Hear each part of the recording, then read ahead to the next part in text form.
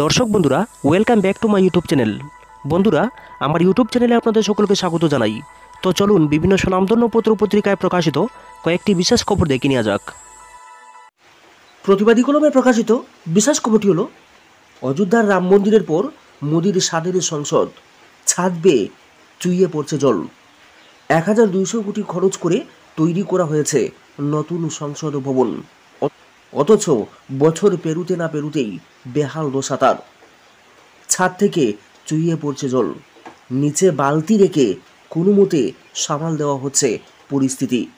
সংসদ ভবনের লবিতেও জমে গিয়েছে জল।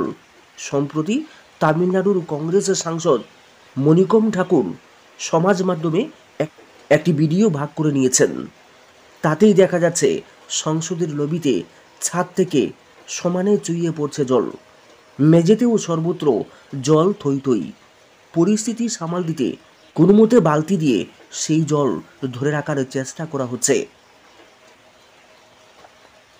ভিডিওটি পোস্ট করে মণিকম নিজের এক্স হ্যান্ডেলে লিখেছেন, সংসদের যে লবি রাষ্ট্রপতি ব্যবহার করেন, সেখানে এমন জল চুইয়ে পড়ার দৃশ্য নয়া সংসদ ভবনের হাল চোখে আঙ্গুল দিয়ে দেখিয়ে দিয়েছে।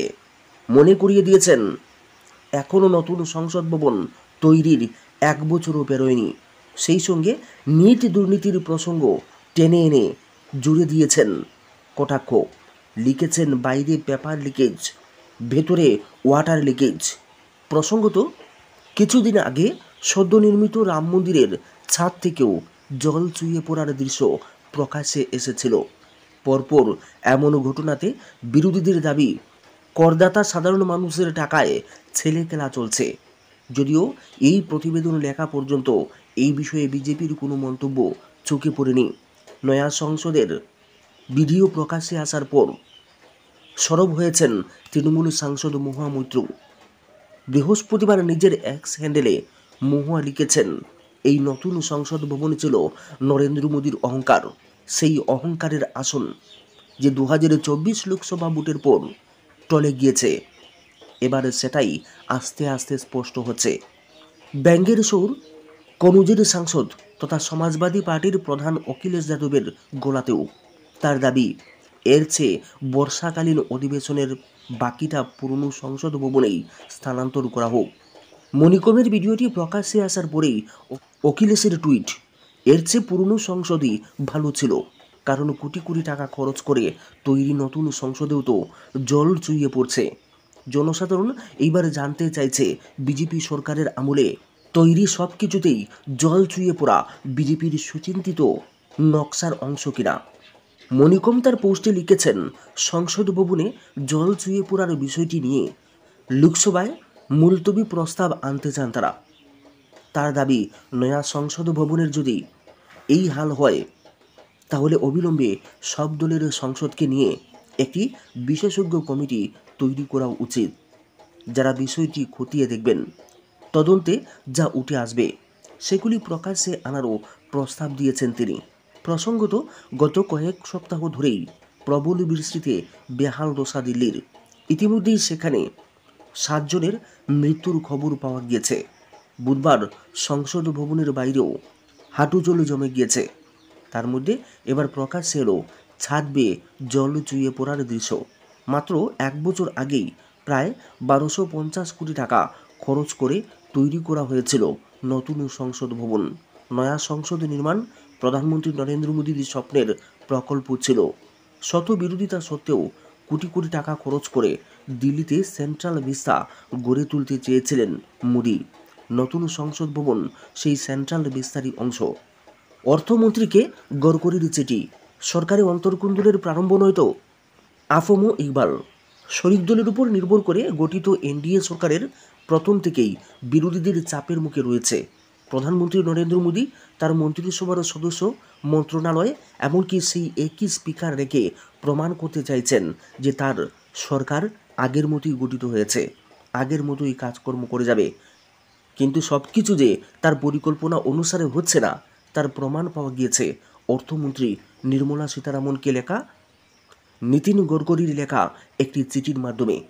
লোকসভায় নতুন সরকারের প্রথম সাধারণ বাজেট পেশ করেছেন দেশের অর্থমন্ত্রী নির্মলা সীতারামন।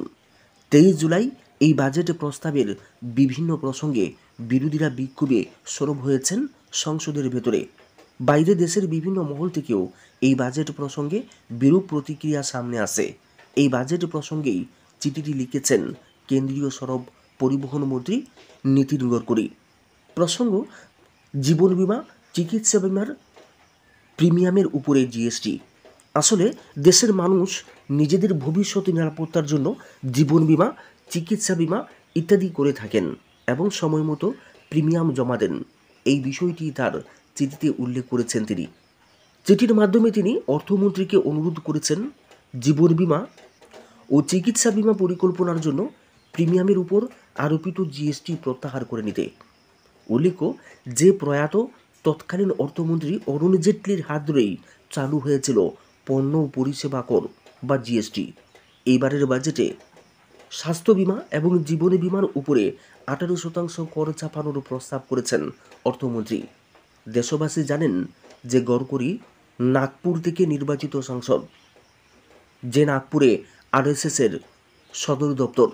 তার চিঠিতে গডকরি বলেছেন যে তিনি Nagpur divisional life insurance corporation employees ইউনিয়নের একটি স্মারকলিপির উপর ভিত্তি করে অর্থমন্ত্রীকে এই বিষয়ে লিখছেন। জীবন বীমা ও চিকিৎসা বীমায় 18% জিএসটি ধার্য করা হয়েছে, যা হিতাধিকারীদের বিপদ লগ্নের জন্য কষ্ট করে তারা জমা করে থাকেন। নাগপুরের সাংসদের এই চিঠিকে গম্ভীরতার সঙ্গে দেখছেন বিশেষজ্ঞ মহল। প্রশ্ন হচ্ছে, বাজেটের এই সংশোধন প্রস্তাব বিজেপির অভ্যন্তরীণ কুন্দলের প্রারম্ভ নয় তো? বাজেটের বিভিন্ন ইস্যুতে বিশেষ করে কৃষকদের জন্য ন্যূনতম সমর্থন মূল্য প্রদানের আইনি গ্যারান্টির দাবিতে বিরোধী সাংসদরা যখন দাবি জানাচ্ছেন, তখন তাদের নানাভাবে হেনস্থা করার চেষ্টা পরিলক্ষিত হচ্ছে। এবার যখন স্বয়ং বিজেপির মাতৃ সংগঠন আরএসএস হেডকোয়ার্টারের সাংসদ বাজেটে সংশোধনী আনার প্রস্তাব উত্থাপন করেছেন, তার প্রতিক্রিয়া কী হতে পারে তা হবে লক্ষণীয় বিষয়। নীতিন গডকরি তার চিঠিতে বলেছেন, জীবনের অনিশ্চয়তার জন্যই মানুষ জীবন বীমা, স্বাস্থ্য বীমা করান। সেই বীমার উপর কর ধার্য করা উচিত নয়। চিকিৎসা বীমার ক্ষেত্রে 18% জিএসটি বৃদ্ধি মানবিকতার পরিপন্থী। সরকারের উচিত আরও অধিক সংখ্যক মানুষকে বীমার আওতায় আনার চেষ্টা করা। নতুন সরকারের প্রথম সাধারণ বাজেট নিয়ে যখন দেশব্যাপী বিভিন্ন মহল থেকে সমালোচনার ঝড় বইছে, ঠিক সেই পরিস্থিতির মধ্যেই অর্থমন্ত্রীর কাছে গডকরির এই চিঠি পৌঁছেছে। কেন্দ্র বিহার ও অন্ধ্রপ্রদেশের প্রতি বাজেটে দিলদরিয়া দেখিয়েছে, এই অভিযোগ বিরোধীদের তরফে উঠেছে। একদিকে কর কাঠামো উঁচু করা হয়েছে, অপরদিকে সরকার বাঁচানোর কৌশলস্বরূপ জোট মিত্রদের ঢালাওভাবে দক্ষিণা প্রদান করা হচ্ছে। এই বিষয় নিয়ে সোশ্যাল মিডিয়া ব্যবহারকারীরা বহুবিধ প্রশ্ন উত্থাপন করছেন। উল্লেখযোগ্য যে নরেন্দ্র মোদী কেন্দ্রে ক্ষমতায় আসার পর দেশ জুড়ে এক দেশ এক কর ব্যবস্থা চালু করেছিলেন। এরপর স্বাস্থ্য বীমা এবং জীবন বীমার উপরেও 18% কর চাপিয়েছিলেন সরকার। স্বাস্থ্য ক্ষেত্রে খরচ কমানোর জন্য স্বাস্থ্য বীমা করেন ভোক্তারা, কিন্তু জিএসটির ফলে প্রতি বছর প্রিমিয়ামের সঙ্গে বাড়তি টাকা দিতে হচ্ছে উপভোক্তাদের, যার ফলে সমস্যার সম্মুখীন হতে হচ্ছে সাধারণ নাগরিকদের।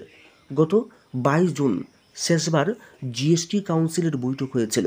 জানা যাচ্ছে আগস্টের তৃতীয় সপ্তাহে ফের বৈঠকে বসবে জিএসটি কাউন্সিল, আর সেই বৈঠকে গডকরির প্রস্তাব নিয়ে আলোচনা হতে পারে বলে প্রাপ্ত খবরে জানা গিয়েছে।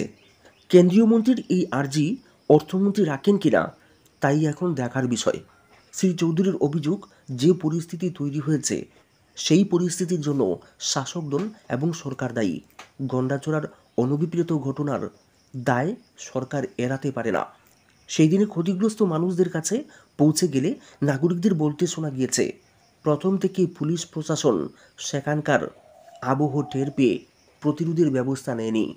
শুধু তাই নয়, যখন একের পর এক বাড়ি ঘুরে অগ্নিসংযোগ, ভাঙচুর, লুটপাট চলেছে, তখন পুলিশ প্রশাসন দর্শকের ভূমিকায় ছিল। খুদ এসপি সাহেব গন্ডাছড়ায় থেকেও কোনো ব্যবস্থা নেননি বলে নাগরিকরা অভিযোগ করেছেন বিরোধী দলনেতার কাছে। কান্নায় ভেঙে পড়েন এক প্রবীণা। বাড়িতে আয় উপার্জনের যে ব্যবস্থা ছিল তাও শেষ হয়ে গিয়েছে। গৃহপালিত প্রাণী থেকে শুরু করে যানবাহন সব কিছুই শেষ করে দেওয়া হয়েছে। তাদের নতুন করে বাঁচার জন্য যে ব্যবস্থা প্রশাসনের তরফে নেওয়ার কথা, অভিযোগ প্রশাসন 25,000 টাকা নিয়েই